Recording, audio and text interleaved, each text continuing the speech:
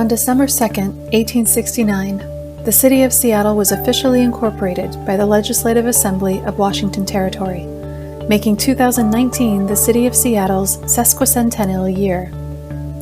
To celebrate the city's 150th anniversary, Seattle Municipal Archives and the Office of the City Clerk partnered with the Seattle-based nonprofit HistoryLink to produce a new book exploring the history of the city from 1869 to 2019, told through stories of objects held in the archives.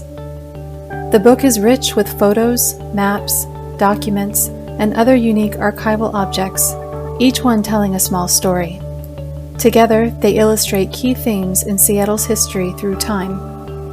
In this presentation, we'll share some of the stories highlighted in the book and also talk about the process of planning the book and celebrating 150 years of the City of Seattle. The Seattle Municipal Archives is the official repository for records of enduring value created by or for the City of Seattle. Our mission is to identify, collect, and preserve these records and make them accessible to everyone. Through documents, photos, moving images, and audio recordings, the records illustrate how city workers have built Seattle's ever-evolving infrastructure and services, from streets and bridges to parks and recreation, from utilities like water, electricity, sewage, and garbage collection to housing, libraries, transportation, and public health. They document the activities and legislative intent of elected officials, and they preserve the voices of everyday residents who have engaged with city government through petitions, public comment, and protest, and through these actions effected change.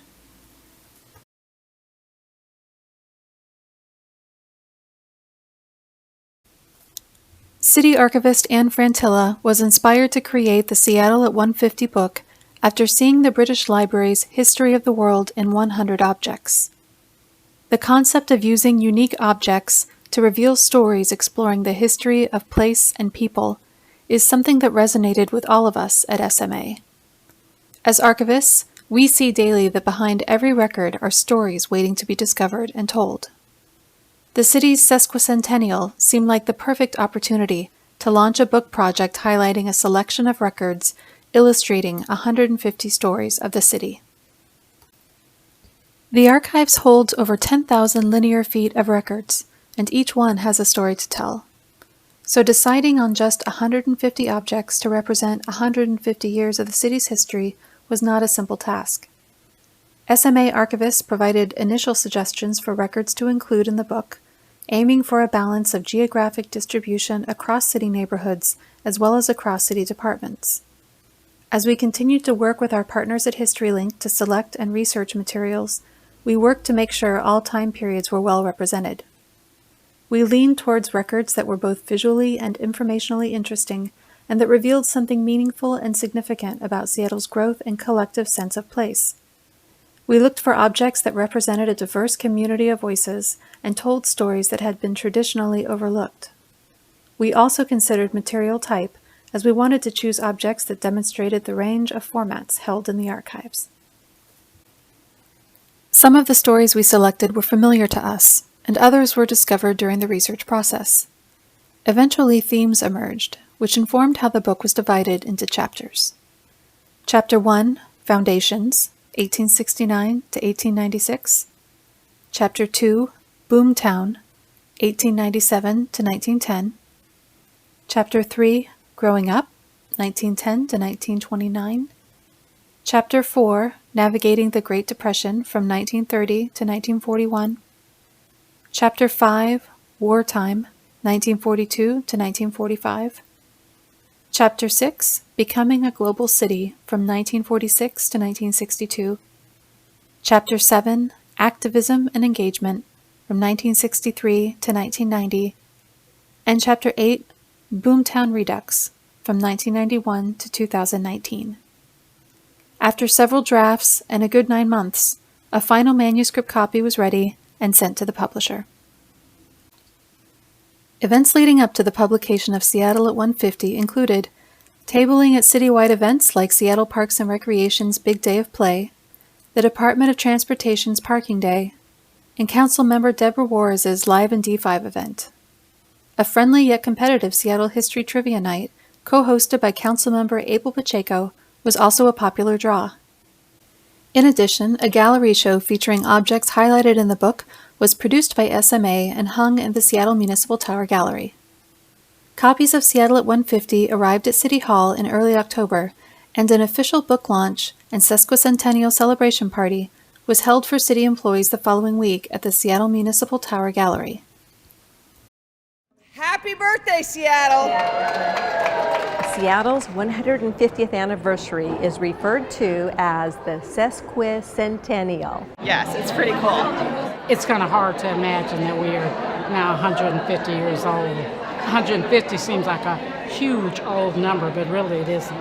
We're a city of rich diversity and background. We've had a lot of challenges and tribulations, but we've made the city we are today, and I think it's a really important time to be thinking about what do we want that city to be looking like for the next 150 years. To be able to place like where I'm standing now on this picture is actually, and how much it's changed, is actually really amazing.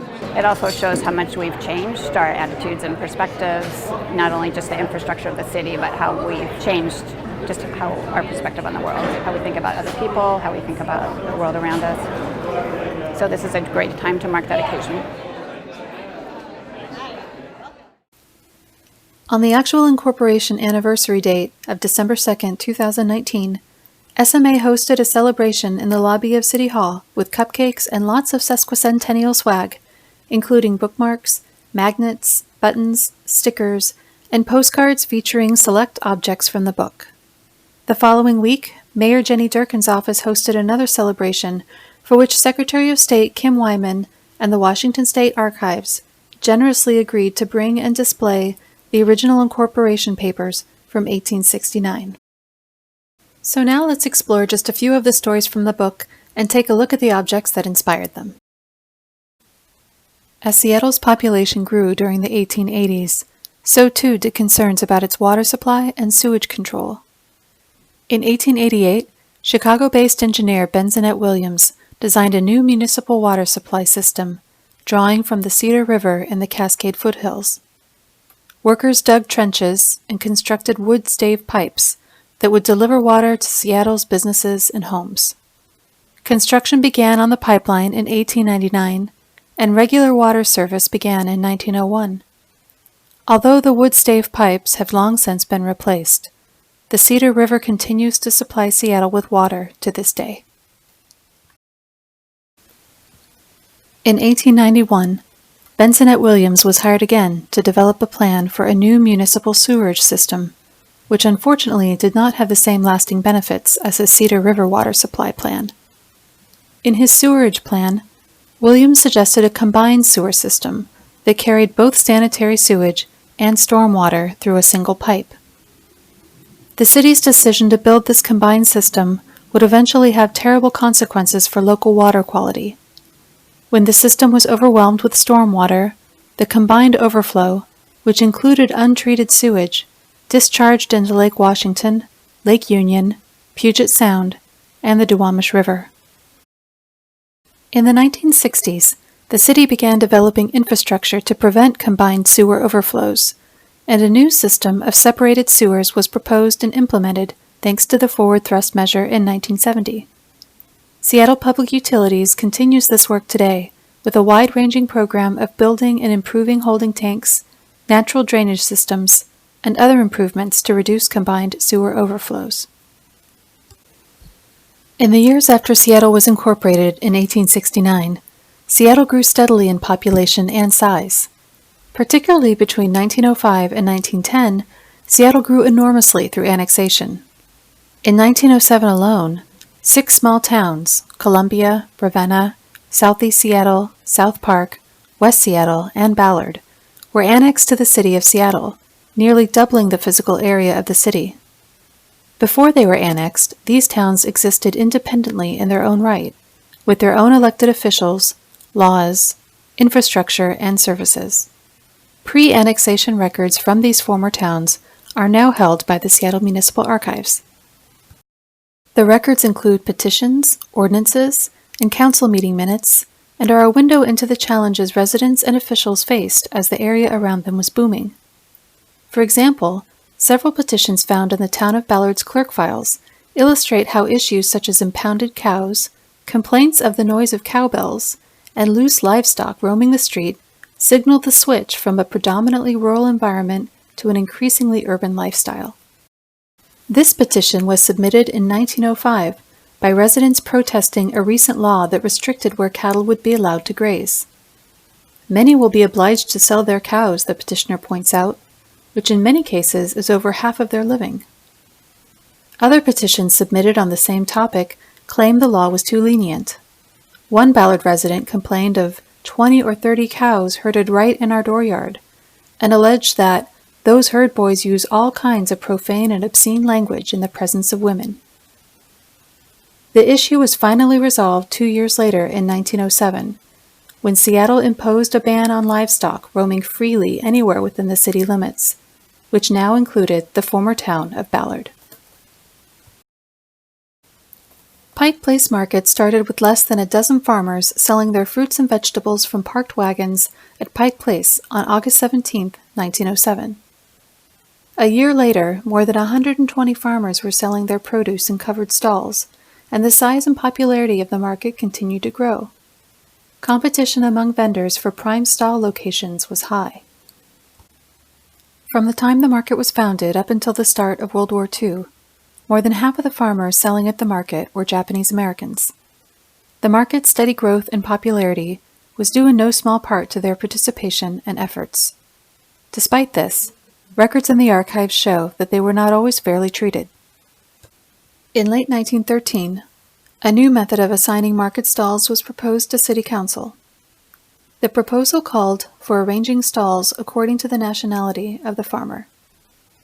The new practice was implemented, and the following year, in November 1914, a petition was submitted to City Council asking for it to be reconsidered and stopped.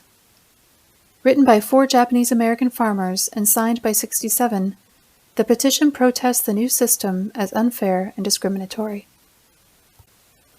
Under the present temporary system, they wrote, the farmers are designated as white men and Japanese. The Japanese are given the even numbers and the white men odd numbers. The Japanese farmers exceed the whites in numbers more than 2 to 1, thus placing a few Japanese farmers alternately with the so-called whites, who are of all nationalities, and leaving the majority of the Japanese bunched together in the last booths. The system is decidedly unfair, for it gives the so-called whites a great advantage, and does away with honest competition. It appears the system continued, as another petition protesting it was submitted the following year, this one signed by 48 farmers. The Japanese Association of North America also sent a letter protesting the practice in 1915. It does not appear that City Council replied to the petitions or the letter, and racial tensions over stall assignments continued into the 1920s and 30s. The onset of World War II and the forced internment of Japanese Americans meant that the market lost the majority of its vendors in the early 1940s. This contributed to the market's steady decline during the post-war years, and its near demise in the 1960s and 70s. Before the internet, television, and even radio, newsstands supplied the news of the world to Seattleites. This map of newsstands in Seattle, prepared in 1946 by the engineering department, shows just how prevalent they were around the downtown core. We don't know exactly why this map was created, but we did find records indicating there were disputes over newsstands on city sidewalks at least as early as the 1930s. Business owners complained that the stands impeded pedestrian movement and made storefronts less visible to passerbys on the street. While looking for more information about the map, we came across a complaint submitted in 1938 from a downtown business owner about a newsstand encroaching on his property. The complaint eventually prompted the Board of Public Works to perform a survey of 8 different downtown newsstands, resulting in a report documenting their size and location and giving the number of pedestrians using the sidewalks adjacent to them. When we pulled the report, we found it included a series of photos. Although originally taken for the purpose of illustrating the position and size of each stand, they also quite literally provide incredible snapshots of Seattle city life during the late 1930s. While the report and photos are not directly related to the 1946 newsstand map, together they give a compelling glimpse into the activities, habits, and even street style of everyday Seattleites in the 1930s and 40s. In 1904, the Cedar Falls hydroelectric plant began to supply electricity to the city. In the next half-century, city light workers continued to build a network of electrical generating and transmitting infrastructure. By the 1940s and 50s, electric power was cheap to produce, and City Light actively promoted ways to use it. Advertising campaigns like this billboard encouraged Seattle residents to use electricity to heat hot water and their homes, and use outdoor electric lighting in their yards. Many ads were geared specifically towards women and called for them to be a better cook electrically and free yourself from your clothesline with an electric clothes dryer. In the 1970s, competition for access to hydropower and increased usage from customers meant that rates went up for the first time since 1921. Soon, City Light began encouraging electric energy conservation, and the theme of its advertising campaigns changed with the launch of the Kilowatt program in 1973. In 1987, City Light partnered with the Madrona Youth Theater to produce the public service announcement, "Reduce Your Chills and Cut Your Bills," with lyrics by Seattle's own Sir Mix-a-Lot. Electric bills got you down. Maybe you rent or maybe you own. You can live with people or alone. A low heat bill is what you need to help you live within your means. You can save energy and still stay warm. This energy wrap is to inform. Don't freeze in the dark or rant or rave. Here's some tips to help you save. Today, these records show us how attitudes have changed over time, both in terms of advertising methods and attitudes, as well as towards energy consumption and conservation. The story of the long struggle for fair housing legislation in Seattle is told through photos, documents, and audio clips held in the archives. These photos were taken by the Seattle Police Department to document a fair housing protest in May 1964.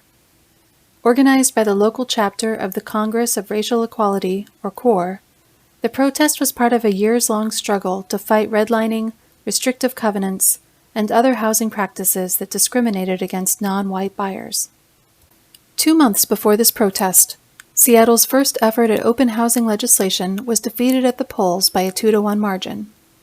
A heated public hearing regarding that proposed legislation was held in October 1963 and lasted 7 hours.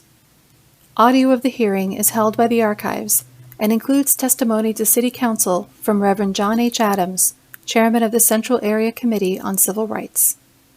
The Central Area Committee on Civil Rights, which is composed of CORE, NAACP, the Urban League, community leaders, Protestant and Catholic clergymen, believe that the inalienable and self-evident rights of American citizens are not to be debated or to be negotiated, but to be fulfilled. The problems of prejudice, segregation, and discrimination in America are the moral problems of the white community. We know this, and you know this. Your right and resolute action is the only answer, and your capacity to take that action is the only debate. On the one hand is your conscience and the Constitution. On the other hand are bigotry, fear, and cowardice. One leads to goodwill, understanding, and the American dream. The other leads to the bitterness, suspicion, and distrust of another generation of broken promises. A clear choice is yours. We are leaving this hearing for you to make your decision in calmness, in love, and without rancor, and we simply await your judgment. It would take another 4 years until Seattle's open housing legislation was passed on April 19, 1968, 3 weeks after the assassination of Dr. Martin Luther King, Jr. On March 8, 1970, Native American activists and their allies scaled fences surrounding the recently decommissioned Fort Lawton military base and launched a coordinated effort to peaceably occupy and reclaim the land for use by Native peoples. Records from Seattle Mayor Wes Ullman include a copy of the protest proclamation, which was delivered to his office on March 24th by the occupation's principal organizer, Colville activist Bernie Whitebear. The occupation lasted several weeks and was the catalyst event that eventually led to the creation of the Daybreak Star Indian Cultural Center in what is now Discovery Park. A documentary about Bernie White Bear is included in SMA's holdings and includes footage from the occupation. To the indigenous people. There was a split in consensus within the Indian community. There were the conservative elements that felt that we should sit back and wait, and there were those that felt that unless something happened like Alcatraz, then we'd still be waiting for another 10 or 15 or 20 years. So the two prevailing thoughts agreed that each would chart its own course, and I was with the element that felt that an active takeover was necessary. Months pass with no resolution. The Indian community believes its requests are being ignored. This inaction spurs nearly 1,000 Indians from more than 50 tribes to unite and peacefully occupy the land. Their mission? To establish a land base for Native people in the Pacific Northwest. We, the Native Americans, reclaimed the land known as Fort Lawton in the name of all American Indians by the right of discovery.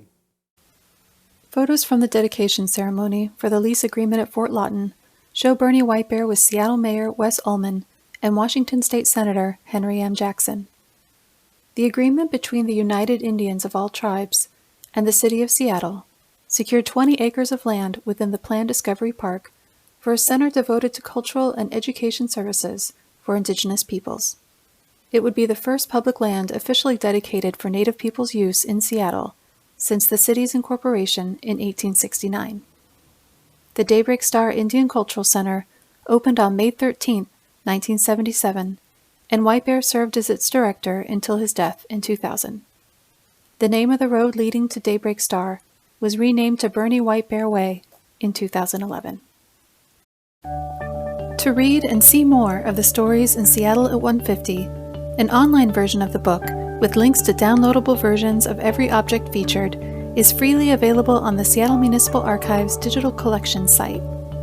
Thank you for joining us in celebrating 150 years of the City of Seattle.